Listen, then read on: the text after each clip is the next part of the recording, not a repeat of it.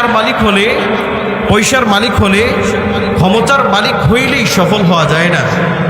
আল্লাহ তাআলা কোরআনুল কারীমের মধ্যে বলেন, وَإِنَّمَا تُوَفَّوْنَ أُجُورَكُمْ يَوْمَ الْقِيَامَةِ فَمَنْ زُحْزِحَ عَنِ النَّارِ وَأُدْخِلَ الْجَنَّةَ فَقَدْ فَازَ।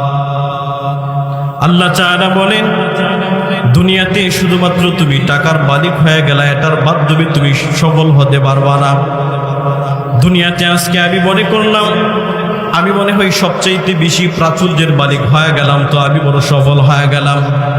দুনিয়াতে আমি টাকার মালিক হয়ে গেলাম, এই টাকাই বড় দুনিয়াতে আমাকে সবচেয়ে বড় সফল কাম করে দিল। আল্লাহ তাআলা বলেন, শুধুমাত্র তুমি টাকার মালিক হইলা, সেই টাকার মাধ্যমে তুমি দুনিয়াতে সবচেয়ে বড় সফল হতে পারবা না। দুনিয়াতে একটা গাড়ির মালিক হয়ে গেলাম, মনে করলা সেই গাড়ি পাইলাম তো আমি সবচেয়ে বড় সফল কাম হয়ে গেলাম। দুনিয়াতে আকর্ষণীয় একটা বাড়ি বানালাম, সেই বাড়িটা পায়া বুঝে আমি সবচেয়ে বড় সফল কাম হয়ে গেলাম। আল্লাহ তাআলা বলেন, দুনিয়াতে শুধুমাত্র তুমি বাড়ির মালিক হইছো, সেই বাড়ির মাধ্যমে দুনিয়াতে তুমি সবচেয়ে বড় সফল কাম হতে পারবা না। আল্লাহ তাআলা বলেন, وَإِنَّمَا تُوَفَّوْنَ أُجُورَكُمْ يَوْمَ الْقِيَامَةِ فَمَنْ زُحْزِحَ عَنِ النَّارِ وَأُدْخِلَ الْجَنَّةَ فَقَدْ فَازَ। আল্লাহ তাআলা বলেন, দুনিয়াতে যদি তুমি সবচেয়ে বড় সফল হবার চাও, মালিক তোমার জন্য যেই পথ নির্দেশক দিয়েছেন, যেই পথ তোমার অনুসরণের কথা বলেছেন, সেই পথে যদি তুমি চলতে পারো, মালিকের সন্তুষ্টি অর্জন করে যদি তুমি চলতে পারো, মালিক তোমার জন্য যেই জাহান্নাম বানালেন, সেই জাহান্নাম থেকে যদি তুমি সৎ কাজের মাধ্যমে যদি ফিরে থাকতে পারো, যদি তুমি ইন্তেকালের পরে জান্নাতি হবার পারো, তাহলে তুমি দুনিয়ার সবচাইতে সফল। সুবহানাল্লাহ। আল্লাহ তাআলা বলেন, দুনিয়াতে শুধুমাত্র টাকার মাধ্যমে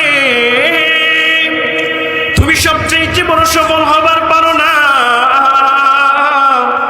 দুনিয়াতে মনে করলাম বড় টাকার মালিক হয়ে গেলাম। রাহমাতুল লিল আলামিন হাদিসের মধ্যে বলেন, ওয়ামান ইয়াতামাদা আলা মালিহি কাল্লাহ। দুনিয়াতে যখন কোনো মানুষ মনে করে আমার সম্পদ হইলে তো আমি সম্পদের মাধ্যমে বড় সফল কাম হয়ে গেলাম, রাহমাতুল লিল আলামিন বলেন, ওয়ামান ইয়াতামাদা আলা মালিহি কাল্লাহ। যেই মানুষটা মনে করলো আমার সম্পদ আমারে দুনিয়ার সবচেয়ে বড় সফল কাম বানালো, যেই মানুষ সম্পদ পায়া সেই সম্পদের জন্য সে অহংকারী হয়ে গেল, মালিক তাকে দিন দিন সম্পদ থেকে বঞ্চিত করে দেয়।